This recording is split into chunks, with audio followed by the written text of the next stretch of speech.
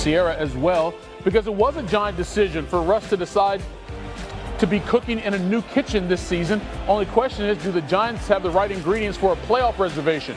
Russ spoke Wednesday for the first time since signing that one-year deal with New York. It will pay him a guaranteed $10.5 million this season.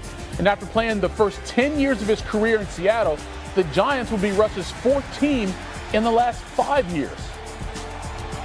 Obviously, being in New York, it's an exciting place to play. It's a place that wants to win. It's a place that knows how to win and has won before. And so for me, it's bringing everything I know, all the experiences, all the touchdowns, all the wins, but also all the love and passion for the game to this locker room. And that's what I'm really excited for. I obviously love playing in MetLife Stadium. A lot of good memories here. It was definitely when I pulled up to the stadium and pulled to the facility today. And when I pulled up last week, it makes you feel some type of way. It makes you get excited about, the possibilities of what this team can do.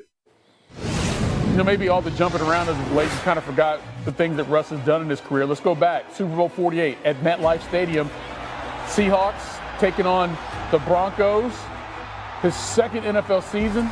Threw for 206 yards, 2 touchdowns, and Seattle wins the Super Bowl 43-8. By the way, he's 4-0 in his career at MetLife, his new home stadium with the Giants. How about last season with Pittsburgh? November 10th, playing the Commanders. With a deep ball to Mike Williams in the fourth quarter. The Steelers trailed by 10 in that game. He went 14 for 28, threw for 3 scores, and they get the 1-point win, 28-27, over the Commanders. And then December 1st in Cincinnati, maybe his best game as a Steeler. Threw for more than 400 yards, just the third time in his career. He had 3 touchdowns, completed 76% of his passes, and the Steelers got a big win, 44-38. But it's all done. He's headed to New York. So, with Russ finding that new home with the Giants, the Steelers still seem to be waiting for Aaron Rodgers to respond to their texts and DMs. It's been more than 2 weeks since Pittsburgh first shared interest in the 4-time MVP, but as usual, Rodgers seems to be in no rush to make a decision on his future with any team. So instead, everyone else gets asked about him, including Cam Hayward, who had to clarify some early remarks he made about Rodgers potentially coming to Pittsburgh. I was asked the question of, would you go to the lengths of going to a darkness retreat to recruit Aaron Rodgers? I said, I'm not doing that. The pitch is, if you want to be a Steeler, be a Steeler. When I look at our team right now, it would be really cool to have a guy like Aaron Rodgers. But, I can't be the guy who gets it over the finish line. I think he's got to make those decisions for himself. But, excited to see what happens. Let's turn our attention to the NFL and talk about J.J. McCarthy. This is where we stood last week with our insider Jonathan Jones talking about the Vikings rejecting trade offers, telling teams they move forward with team as their quarterback. But there's a guy named Aaron Rodgers, 4-time MVP, that's kind of hanging out there. We all know J.J. McCarthy actually broke his silence with Kay Adams talking about his role in the team. Second-year quarterback says Minnesota hasn't assured him of the starting gig this season, and he actually was okay with it, says that he needs to earn it. I'm paraphrasing here. But maybe it is not the job because Aaron Rodgers is indeed floating around. Vikings GM Kwesi Adolfo-Mensah asked about the former Jets quarterback today. It's our job as a personnel group to make sure we're aware of every potential option. And again, we're trying to make sure we solve for scenarios that we don't know could possibly happen. We want to make sure that there's competition in the room to make sure that, if you remember last offseason when JJ and Sam were really competing, that brought the best out of both of them. And so you want an environment that's like that, a supportive environment to also just challenge each other but grow and learn and all those different things. And so we're trying to solve for a lot of different things at once. And, from all those conversations comes a list of names and maybe an order and an intentional plan on how to best solve for those things. So, a player like him, he's always going to be in those conversations. But, from our delineations at that time, we're happy with where we are going forward. But, obviously the caliber of player and just, all our situations, we had to make our considerations.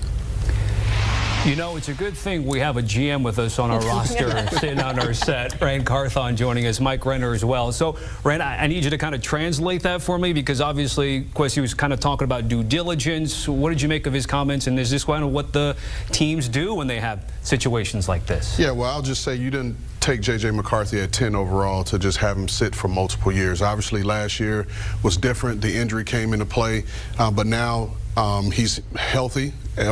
what we believe, because only Minnesota knows where his true health is. But he's ready to go, and I think they will commit to him to be their starter. Don't necessarily need Aaron Rodgers right now to be the backup, and you got guys like Carson Wentz, who has history in that Rams offense, which is what Kevin O'Connell runs. But you have Carson Wentz, you have Drew Lock, you have Joe Flacco, names like that can come into a quarterback room with a young guy and help bring him along. Mike?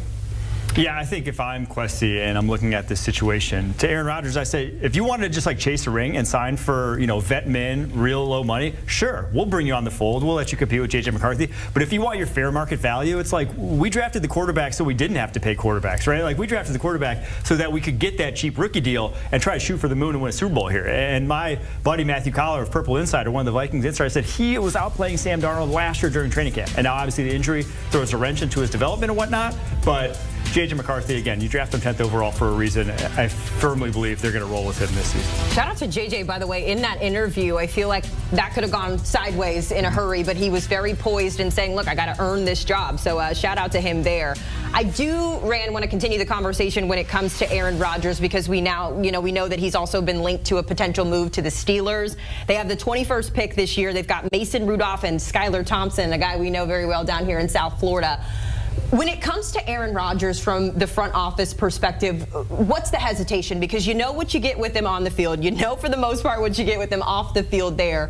Why has this become such a stretched out talking point this offseason? Well, I think you have to know what you're getting. And if you haven't been in a building with Aaron, you don't know what you're getting from him. You can go with the speculation and what you've heard, and what you've seen on the documentaries and things like that. But you have to understand and know the person, especially at that position, because that is one of the most key positions in the league. And again, we're talking a 40-plus-year-old quarterback, which you can't commit to long term. So at some point, you're going to have to address that position. And then a guy like Aaron Rodgers, who's been a starter, who's been the face of the franchise everywhere he's gone, is he willing to sit behind a young guy? And then you also have to think ahead. What does that do to the young guy, knowing if I don't play well, the fan base and everyone behind me is aiming for the next guy to come up? Yeah, I think just because it's a necessity, just because it's kind of like last man standing, doesn't mean that's where you have to go if you're the Pittsburgh Steelers, right? You don't just have to sign the vet just because you have that opening. There are a bunch of quarterbacks in this draft. We really only talk about the top two, but it's a loaded day two in terms of quarterbacks. So if you're the Pittsburgh Steelers, you could do a one-year rental with Aaron Rodgers, or you could just say we're really looking forward to the future and turn your attention to the draft. And they are my dark horse to trade up for one of these quarterbacks. Ooh, okay. Picking at 21, we've got him maybe trading up. That's what pays off to have a GM on your side. Well, I was going to say, because some draft prognosticators had maybe Jackson Dart there coming into the late first round with that pick, but that could be a move that we see there.